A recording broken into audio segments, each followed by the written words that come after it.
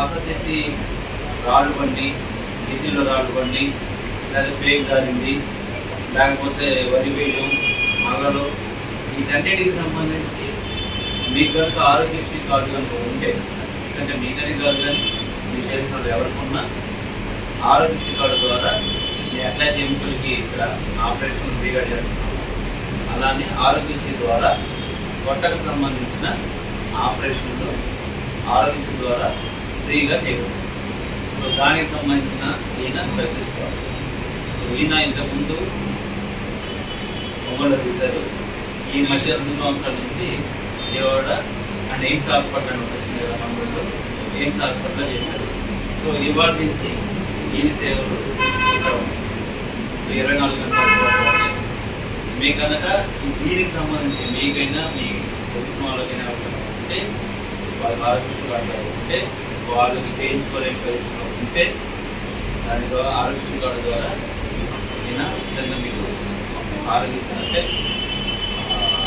Operation అనేది చెప్పట్లేదు కానీ దానికి సంబంధించిన సేవ ఉచితంగా ఇవ్వదు. సరేనా? So welcome to icon.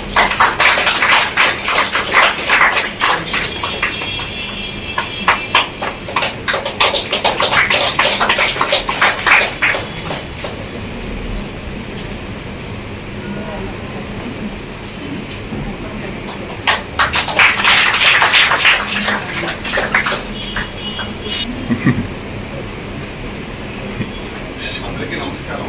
నా పేరు డాక్టర్ హరికృష్ణ.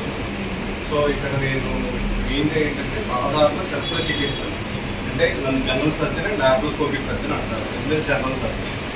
సో ఇక్కడ ఏంటంటే మెయిన్గా నేను డీల్ చేసే కేసెస్ ఏంటి అంటే మెయిన్గా పేగు జారడం అంటారు, హెర్నియా.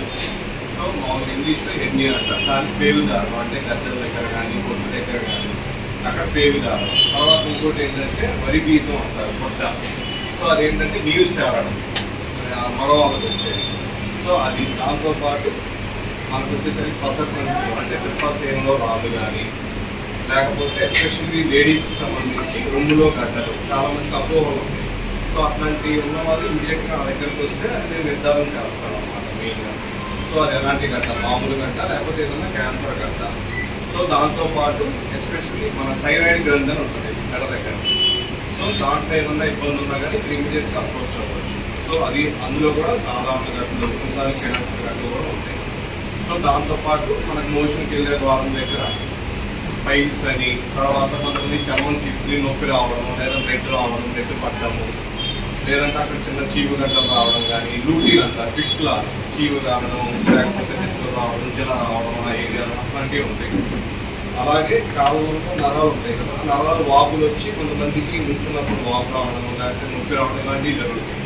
సో అలాంటి వాళ్ళకు కూడా మనకు వైద్యం అందిస్తాం అన్నమాట ఇక్కడ. దాంతోపాటు మనకి చర్మం కింద గడ్డలు వస్తాయి, చిన్న చిన్నవి కొవ్వు గడ్డలు అంటారు, లేదంటే చిన్న చిన్నవి చీము గడ్డలు ఇట్లాంటివి వస్తాయి అన్నమాట. సో దానికి సంబంధించి కూడా ఆపరేషన్లు లేదా మందుల ద్వారా తగ్గేదైతే మందుల ద్వారా ఇట్లాంటివి. సో దాంతోపాటు ఎమర్జెన్సీలో వచ్చేసరికి ఏదైనా పడినప్పుడు పొట్టలో కొంతమందికి ఏదైనా దెబ్బలు తగిలి లోపల అవయవాలు డ్యామేజ్ అయినా కానీ, లేదంటే ఏదైనా 24 గంటల నొప్పి అంటారు, సో అపెండిసైటిస్, అది లాప్రోస్కోపీ ద్వారా కూడా ఇక్కడ మనకి అవైలబిలిటీ ఉందన్నమాట.